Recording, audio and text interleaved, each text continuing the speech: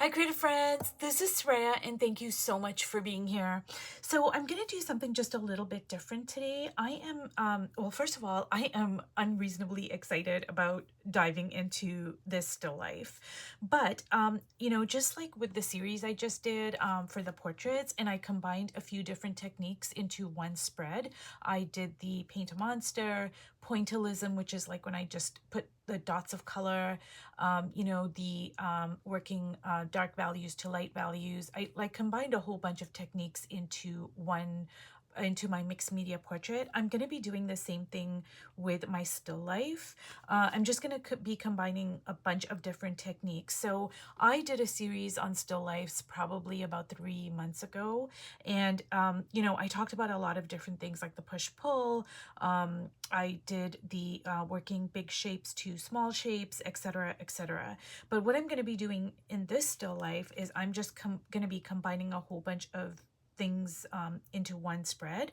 But what I'm going to be doing that's a little bit different is I'm going to be working on two separate spreads at one time. So this here is a value map. And what I'm going to do in this one is I'm going to show you how I got to here. And then I'm going to be working on this by just adding like color and, etc. Now, the great thing about a value map is it is so important for so many reasons. The first thing is it's going to strengthen your knowledge and your practical use of values. And it's also going to give your objects weight. It's going to give them mass and dimension. Another thing is it's going to, like a lot of where you place your shadows is going to be determined by the light source. Now, you guys, I just made this up in my head. I did not have I didn't set up a still life. I didn't put the light on. Like I've taken a lot of still life classes a long time ago, and I made a video on how to set up the lighting for a still life, how to set up your still life, etc.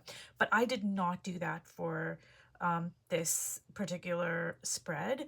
I just didn't. And I looked through all my art books for like maybe there's a painting that I could replicate or modify or whatever, just so I could get the light source. But I couldn't find anything that I really was drawn to it, so I just made it up. But I'm kind of in my head, I'm thinking, okay, the light is coming from like this way, so then all the lighter parts would be here, there'd be reflected light, etc. So if you wanted to set up a still life, I do have a couple of videos on that. And anyways, I'm not going to talk too much about it, but I'm going to go back and forth between these two.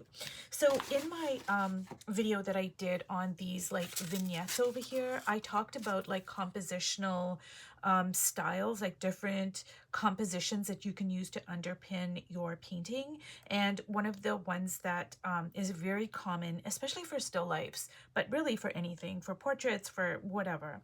But I know like it's especially useful for still lifes is the rule of thirds. So basically, I just use painter's tape here, and this is 9 by 12. So it was very easy for me to put it into the rule of thirds. So this is 4 inches, 4 inches, 4 inches, and then 3 inches, 3 inches, 3 inches. And this is my rule of thirds. Now, don't worry about your marks or whatever. They're all going to get covered up. And I just made mine darker than I normally would because I want the camera to pick up on it.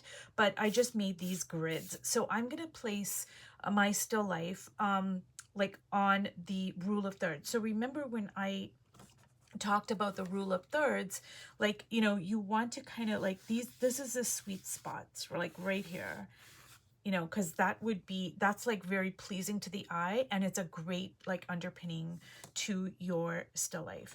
Now, what I'm going to do is I am just going to try to figure out my like how I want to place my still life and what I want to draw or paint. And I'm not going to replicate what I just showed you, but I do want an apple in the mix, and I do want a table. So I'm going to kind of put the table like maybe right here. So because that would be like a good spot for a table. So this would be like the table top. And I do want apples. Apples are just like, I love apples, but also they're, you know, they're just very pleasing to me. So I think what I'm gonna do is I'm gonna place like, I'm gonna place an apple like over here. Now, I do have an apple, like a real apple, like over here, just for kind of reference, you know. So I'm gonna kind of place it in front of me. I don't think the camera can pick up on that, but it's just helpful to me to kind of have a real apple here, so I can kind of, you know, just okay. And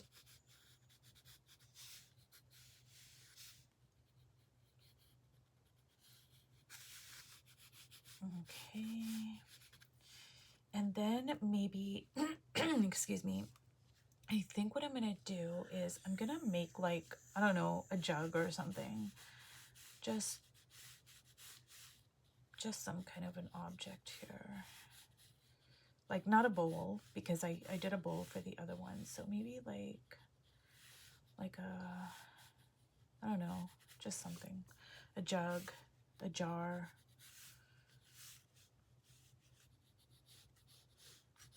And I like curves, and it's gonna, like, you know, it's gonna kind of echo the curves of the apple, so I like these curves here.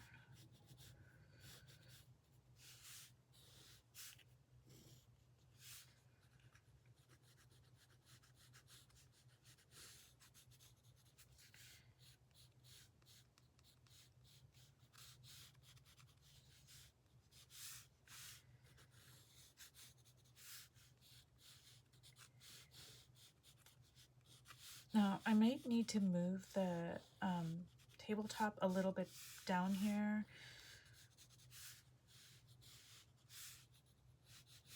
Okay.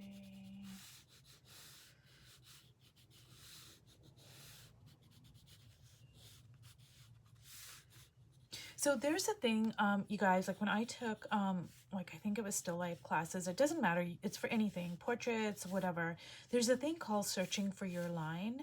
And before I, you know, started taking classes, now this was many years ago, but before I started taking classes, like I had this kind of misguided notion that, like, you know, artists would just kind of draw and they would know where everything went.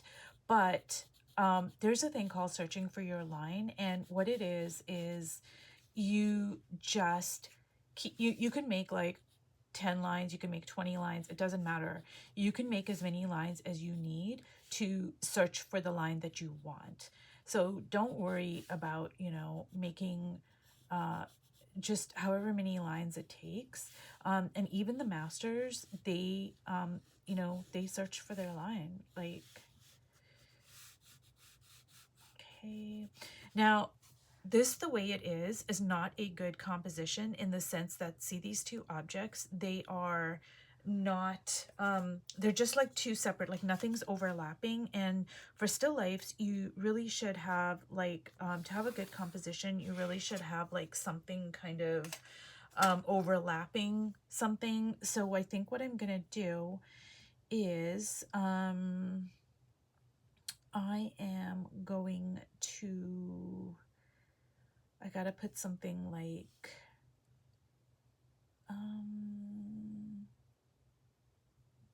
maybe I'm gonna put,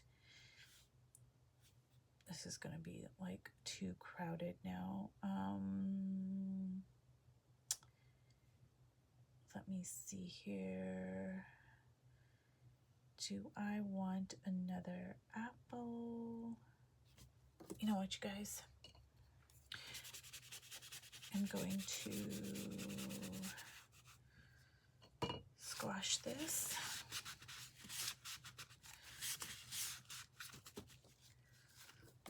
And I'm going to, I'm gonna draw fabric here. Now in still lifes, fabric can actually be an object.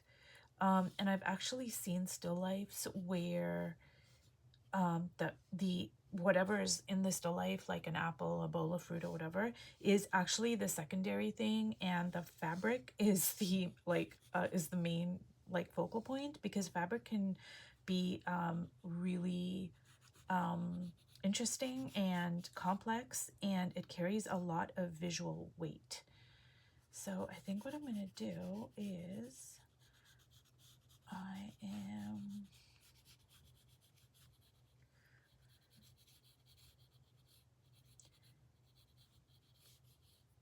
So do you see, guys, like how I just like squished that like jug? It's okay. Like, you guys can do that. This is your first, you know, this is your first layer.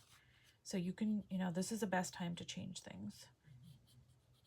Now, obviously, if you're, if you set up a still life, then if you're following that, so this apple here is closer to me because it's bigger, and also it's like, see how it's like closer to the edge of the table than this one is.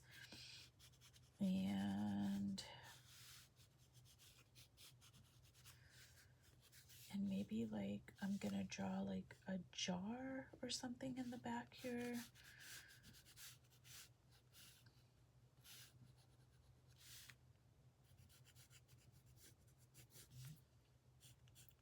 Or, ugh, I said I wasn't gonna draw a bowl. I don't know why, you guys. It's kind of like a compulsion with apples and bowls.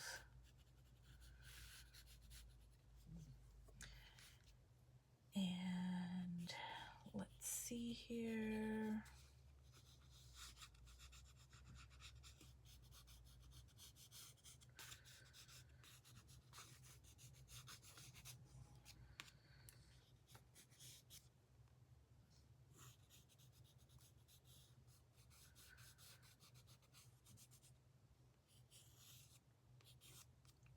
So even though I couldn't do the, the paint a monster with my still lifes, I am using a very, like, I started off with a very elementary approach. And apples are great because, I mean, we all remember, when we were in grade school, I mean, that's one of the first things you kind of learn how to draw is apples. Is just kind of like I know my daughter learned how to draw apples like when she was really young. It might have been like when she was like, I don't know, it might have been the first thing she learned how to draw. Not the first thing, but because you make scribbles and lines and stuff. But, when you go to like pre-K or whatever, and it was the same for me, like,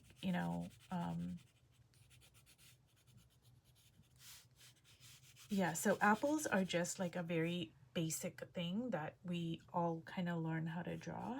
So it's not like too complicated. It's just like a shape, it's just a shape. Think of it as a shape, and then that way it's not so intimidating. Okay. And so we have 2 apples and a bowl. That bowl is a little bit too small for my liking, but let's see, do I want to make it bigger?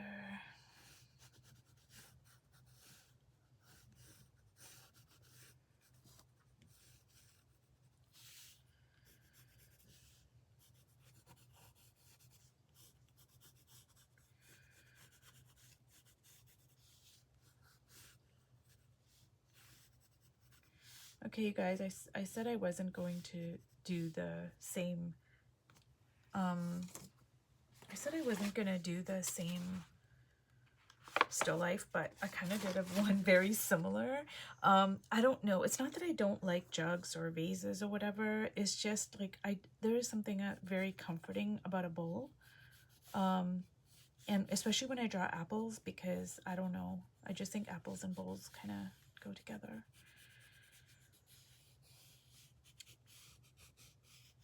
Okay. So now what I'm going to do is my very first thing I'm going to do is I am going to add my Payne's Gray.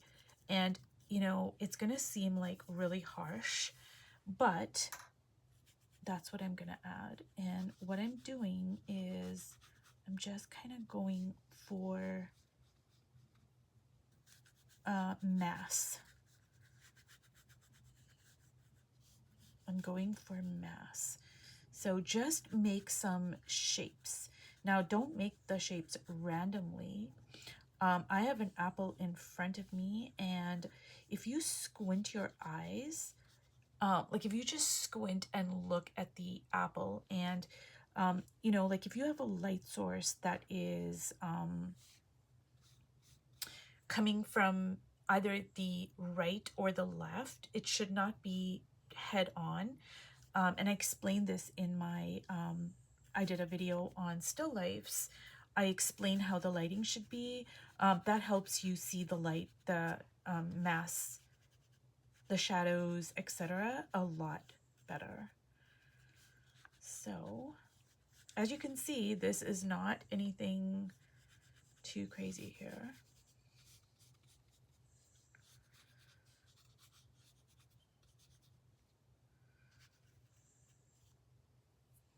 And I just have some left over here, so I'm just going to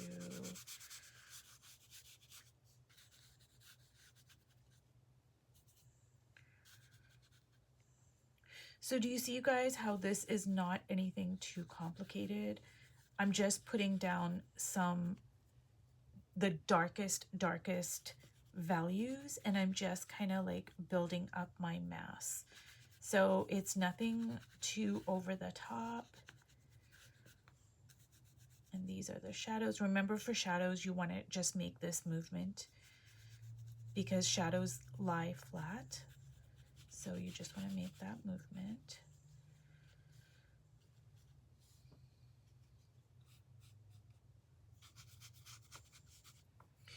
Okay, you guys, it doesn't look like much, but you know, I got some of my darkest values down, and what I'm going to do now is I am just going to work on this, and I don't want this video to run too long, and I'm wondering if I should make this into another part.